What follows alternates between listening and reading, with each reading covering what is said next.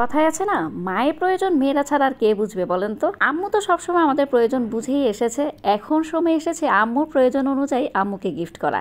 তো আম্মুকে তো সবসময় ড্রেস গিফট করা হয়, তাই ভাবলাম এবার ড্রেস গিফট না করে আম্মুকে এমন একটা জিনিস গিফট করব যে জিনিসটা আম্মুর সংসারের কাজে লাগবে। হঠাৎ করে কিছুদিন আগে আমার আম্মুর খুব শখের একটা জিনিস নষ্ট হয়ে যায়। তো আম্মু কিন্তু খুব বেশি মন খারাপ করেছিল জিনিসটা নষ্ট হয়ে যাওয়ার জন্য। সেইটা হচ্ছে আম্মুর ভাই মালয়েশিয়া থেকে ব্লেন্ডার মেশিন নিয়ে এসেছিল সেইটা।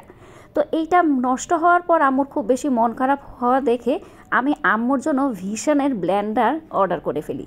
তাও সেটা অর্ডার করি দারাজে, যেখানে কি না অনেক সুন্দর সুন্দর অনেক রকমের ব্লেন্ডার আছে।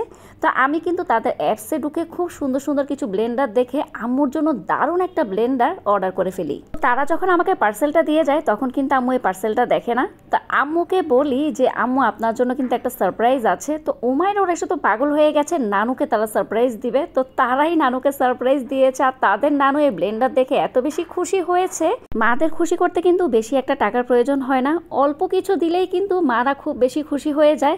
আর যেহেতু আম্মুর ব্লেন্ডারটা খুব বেশি দরকার ছিল, খুবই দরকার ছিল, তাই কিন্তু আম্মু এই ব্লেন্ডারটা থেকে ভীষণ ভীষণ খুশি হয়েছে।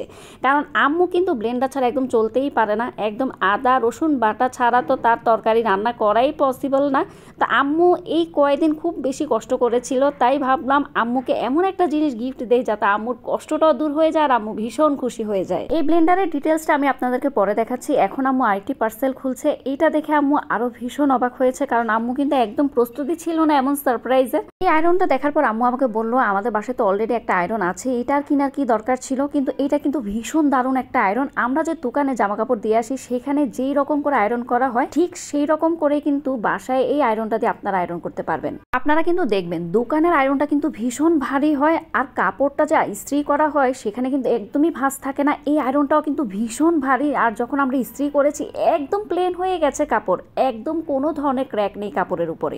এই আয়রনের উপরে কিন্তু অনেক ধরনের ব্যবহার বিধি আছে, অবশ্যই কিন্তু এগুলো আগে পড়ে নেবেন, তারপর আপনারা আয়রন করবেন। যদি এগুলো মেনে চলেন তাহলে কিন্তু অনেক দিন পর্যন্ত আয়রনটা ইউজ করতে পারবেন আপনারা। এখন আসি ব্লেন্ডারটা নিয়ে আপনাদের কিছু কথা বলবো। এই ব্লেন্ডারের উপরেও কিন্তু অনেক ধরনের ব্যবহার বিধি দেয়া আছে, অবশ্যই কিন্তু আগে এগুলো পড়ে নেবেন, তারপর কিন্তু এই ব্লেন্ডারটা আপনারা ইউজ করবেন। এই ব্লেন্ডারের সাথে দারুণ একটা ফিল্টার দিয়েছে, আপনারা যে কোনো আঁশযুক্ত ফল যদি ব্লেন্ড করেন তাহলে কিন্তু আঁশটা এক জায়গাতে রয়ে যাবে আর রসটা কিন্তু বাইরে বেরিয়ে আসবে। তা আপনাদের কিন্তু কোনো ধরনের আলাদাভাবে ছাঁকনি দিয়ে ছেঁকে নিতে হবে না। এটা নিয়ে আপনাদের সাথে আমি একটা ভিডিও করব, তাহলে কিন্তু আপনারা একদম ক্লিয়ারলি বুঝতে পারবেন। এই ব্লেন্ডারের সাথে কিন্তু 3টা জার দিয়েছে, একদম ছোট যে জারটা দিয়েছে সেটা কিন্তু শুকনা মশলা গুঁড়া করার জন্য, যেটা মিডিয়াম জার ছিল সেটা হচ্ছে আদা রসুন জিরা ধনিয়া সেগুলো পেস্ট করার জন্য, আর যেটা বড় ছিল সেটা হচ্ছে জুসের জন্য। এই সামান্য কিছু উপহারে কিন্তু আমার মা ভীষণ খুশি। তা আপনারা চাইলেও কিন্তু আপনাদের মাকে তার প্রয়োজনীয় জিনিসটা কিনে দিয়ে খুশি করতে পারেন। নতুন ব্লেন্ডার কিনেছি, আর যদি আম্মুকে একটু জুস করে না খাওয়াই তাহলে কি আর ভালো লাগে বলেন তো। তো আম্মুর জন্য কিন্তু আজকে ওয়াটারমেলন জুসটা করছি, আম্মু কিন্তু ভীষণ পছন্দ করে এই ওয়াটারমেলন জুসটা। আর আপনারাও দেখতে পাচ্ছেন এই ব্লেন্ডার মেশিনে কত ফাস্ট জুস বানানো যায়। তো আমি কিন্তু এইভাবে আম্মুর জন্য খুব তাড়াতাড়ি করে জুস বানাই, আপনারা চাইলেও কিন্তু আপনাদের প্রিয় মানুষটার জন্য তাড়াতাড়ি করে এইভাবে জুস বানাতে পারেন। তো আমার ওয়াটারমেলন জুসটা কিন্তু একদম রেডি হয়ে গেছে। তো আমার আজকের ভিডিওটি আপনাদের কেমন লেগেছে অবশ্যই কিন্তু আমাকে কমেন্টস করে জানাবেন। আজকের জন্য এখানে বিদায় নিয়ে নিচ্ছি, সবাই ভালো থাকবেন সুস্থ থাকবেন এবং অবশ্যই মাদের ছোট ছোট উপহার দিয়ে খুশি রাখবেন সবাইকে। আল্লাহ হাফেজ।